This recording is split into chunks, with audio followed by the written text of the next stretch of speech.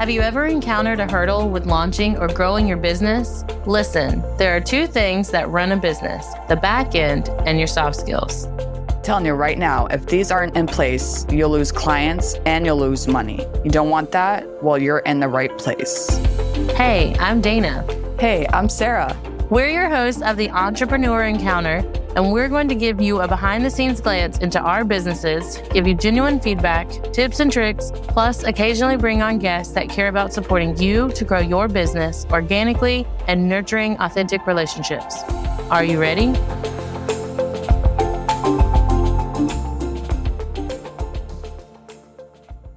Guess what, listeners? It's a new year, and I can tell you right now, it's going to be a great one. Welcome back to another episode of Entrepreneur Encounter, where we bring you insights and inspiration. We're your hosts, Dana and Sarah. And I know you all might agree that there's a lot of businesses that were kind of struggling last year. The last quarter, I know for me personally, was a big old struggle bus of going through a rebrand, losing access to certain platforms because of hackers. It felt like one thing after another, and it was just trying to keep my head above water. So we are going to push forward. We are going to mentally and physically stand in the superhero pose to just will 2024 to be a great year. Am I right? Everybody should be raising their hands, nodding yes, you agree. Yeah. Yeah, no, I have to agree with that. It was definitely a rocky end, but we're going strong. So usually people start off the new year with goal setting. Although that's great. I mean, obviously setting goals is awesome, right? But we wanted to set this episode up a little bit differently. You know, when people say they have a word of the year, I think last year I saw that trend going on. What's your word for the year? Abundance or money. You could go ahead and set your goals, choose your word for the year, but let's have a skill for the year. So what soft skill do you want to focus on for the year? Or at least half the year? And just to learn more about that, learn about yourself more personally and professionally, and then learn and hone in on it more so that you are set up for success, both personal and professionally. So I stopped doing goals in my 20s, and I did do a word. I've actually been doing a word more or less just to focus on. And over the years, that has been more like an intention.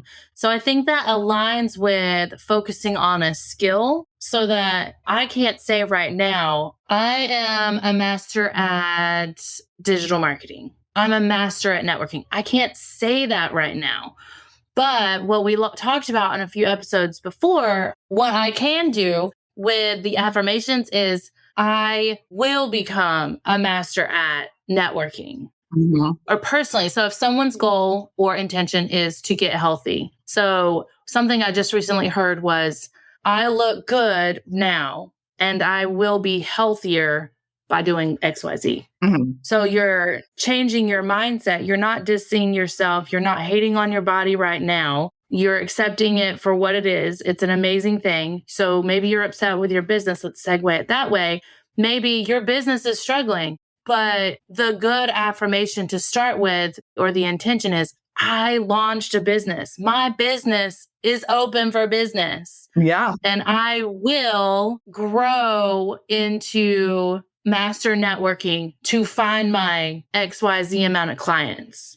And by utilizing it in that way, we're now focusing on the soft skill that we need to develop this year to meet those goals, to accomplish that affirmation, to put action into those words. So let's dive into some of the trending soft skills that we've uncovered for 2024. Yeah. So the first one is emotional intelligence. So emotional intelligence is the ability to understand and manage and use your own emotions and positive ways to interact effectively with others. This includes self-awareness, self-management, social awareness, relationship management, and empathy. Typically, what I've seen, negativity in business because people don't know how to step into other people's shoes. So, somebody comes to work late because something's going on at home. but you have to have that like emotional intelligence to be able to put your emotions aside to ensure that this person is okay. So that's just an example, self-awareness.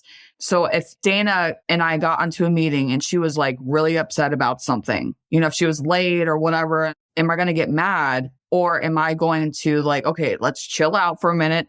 Let's have a conversation. Let's see what's going on. That's just showing that you have that empathy, that you are stepping into their shoes. So I think that's a really good one to hone in on. The next one that really caught my attention was digital literacy, because I guess I never thought of using technology with that title, so to speak. But digital literacy is the ability to use technology effectively and responsibly. All of us, even if you don't like screen or like to unplug from time to time, we all use technology in some way, shape, or form. So for a professional development side, this includes being able to find, evaluate, and use information from the internet, as well as using technology to communicate and collaborate with others. It is no secret that the soft skills that Sarah and I focus on the most is communication and collaboration. All soft skills depend on how well you can communicate with other people, from sharing your own ideas, but also listening to others and having a conversation about it instead of just talking at someone. So using digital technology effectively, like, are you using 10 platforms in your business when you really could find maybe 2 and have it all in one platform? That kind of minimizes the amount of times you have to log in, minimizes the amount of potential gaps in your workflow, because if you have to log into 10 different platforms, you're more likely to forget a step because you're going to say, oh, I'll do that after I pick up my kids from school. But now you have 5,000 other things to do because your kids are in front of you and you forgot to do that part. So it's a domino effect. It's messed up the entire workflow of your inquiry process or project communication or anything like that. So really take a moment, no matter where you are in your business journey, and think about your own technology use within your business. Yeah, that's great information. Okay, so the next one is adapt.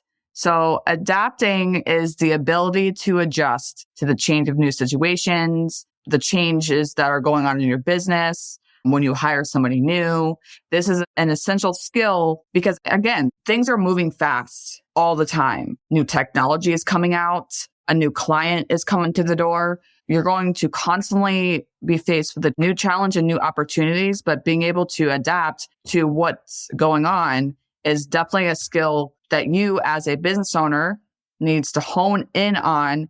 And also you need to look for that as well if you're hiring somebody. So adapting to the changes. I think one that also, I see why these two are both on the list, with adaptability and your ability to adjust to challenges that pop up or even opportunities. Let's focus on both, good and bad, is creativity. Mm-hmm. Because sometimes you got to get scrappy with your solutions sometimes and like thinking on the fly. So creativity is on the list for soft skills to focus on in 2024.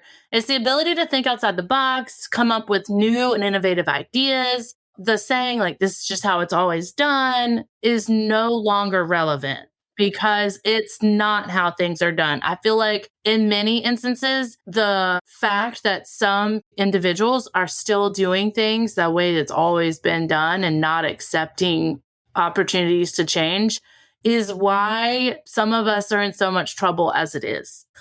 It's why work cultures have become toxic, because no one wanted to change. No one wanted to be open to new ideas. No one wanted to be inclusive. It's just how it was. So this valuable skill for any entrepreneur or professional can help solve problems, come up with new ways of doing things, open so many new doors and opportunities. Like, take those ideas that you feel like are successful 100% of the time, even if it is a 50-year-old idea, and get creative with how you implement it. So networking is an age-old concept. You have to get your business, your name in front of other people. But it's no longer essentially going door to door to get your product out there. It's going to networking events, hosting your own. It's volunteering or joining a nonprofit organization so that you can build goodwill in your community and then set yourself apart that way. It's joining community groups on Facebook or LinkedIn. It's like any other means of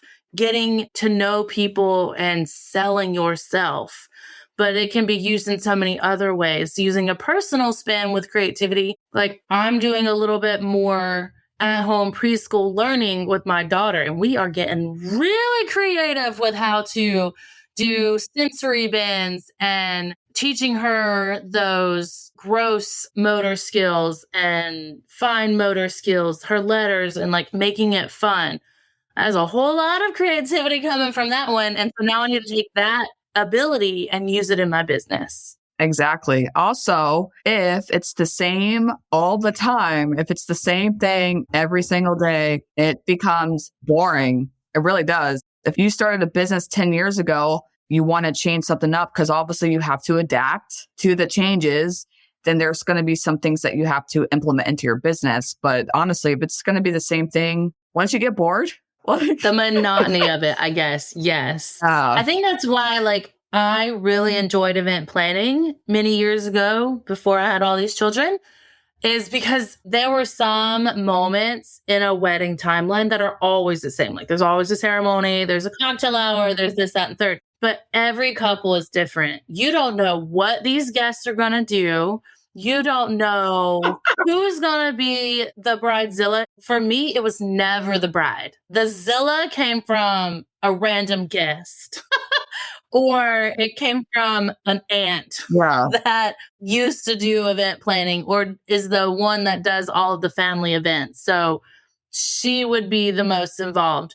And so, yes, I get it. Yeah. Another thing with creativity as well is, we've talked about different perspectives. When you are trying to collaborate with somebody and whatever you're working on, each person may see it differently, but if you can intertwine those ideas, that's pretty creative. Another skill is critical thinking. Critical thinking is the ability to analyze information objectively and make sound judgments. This is an important skill for anyone who wants to make informed decisions and solve problems effectively. I think the key word there is objectively. Attention service-based entrepreneurs, unleash the power of Pinterest with a professionally optimized business account. In case you're new here, my name is Dana, co-host of Entrepreneur Encounter, and I want to be your Pinterest setup specialist.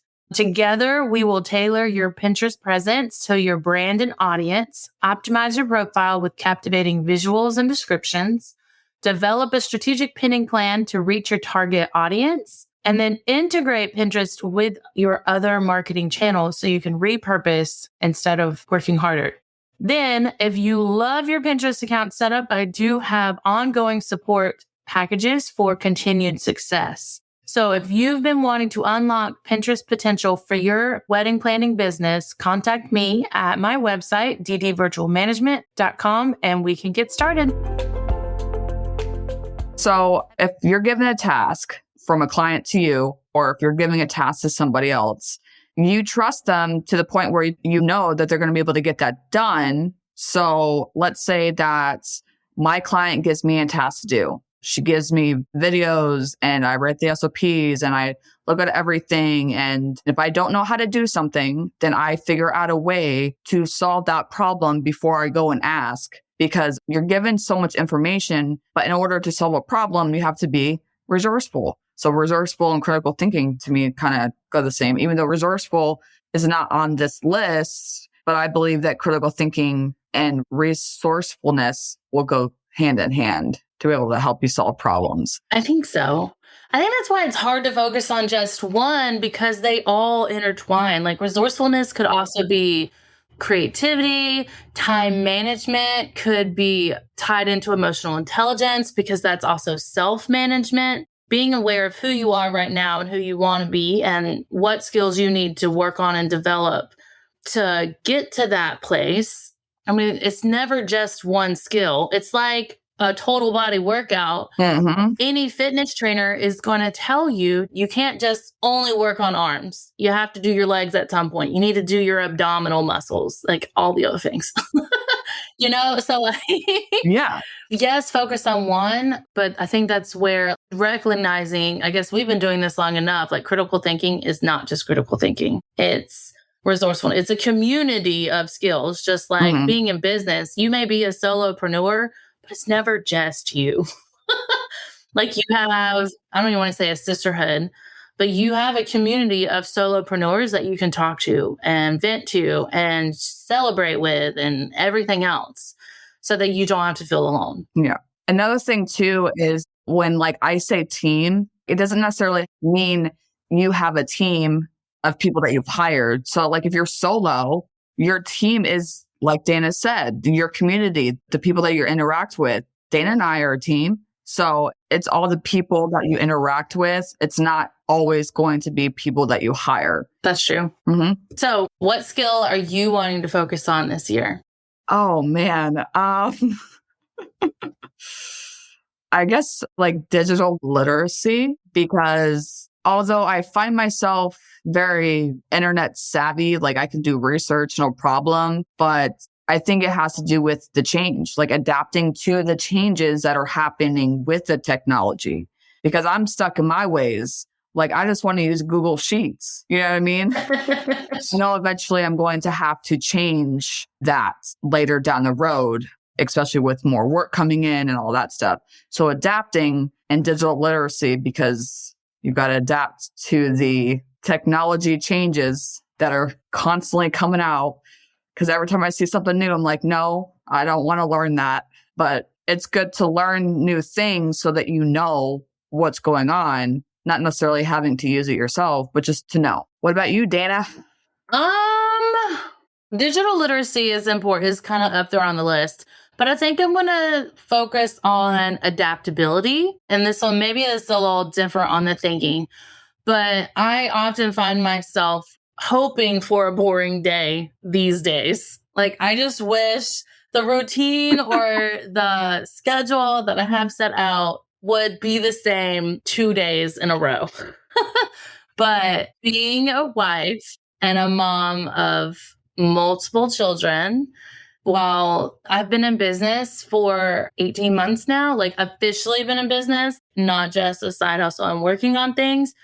So less than 3 years. And so I'm in that phase. I have consistent clients, but I need to know the next step so that I can grow the business, but I don't know how to do that. So being able to adapt to new situations that I'm literally forcing myself into, it's not even like it's coming to my door. I am initiating these new situations and changes. And so I need to prep myself to be more adaptable to that constant change of new challenges that arise from growing pains, but also seeing the opportunities and not being afraid to grasp them, but also knowing how to change with that opportunity and how to do so. I like that. So listeners, it's your turn. Which soft skill are you going to focus on? It can be from the 5 that we shared today, or it can be one that you came up with on your own. But come join our groups on Facebook and LinkedIn and tell us about it. Tell us which one so that we can cheer you on, share resources if we need to. I'm curious what others have to say.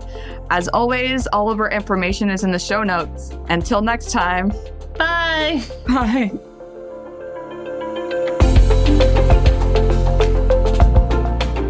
Thanks for tuning in to another episode. Remember, soft skills aren't just some fluffy buzzwords that get thrown around in the corporate world.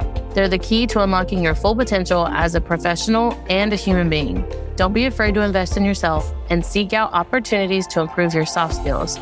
Sarah and I have a variety of workshops, online courses, and complimentary clarity calls for you to practice in real time with us. Links are always in the show notes. And be sure to join us next time for more insights, tips, and tricks to help you succeed in your entrepreneur encounter.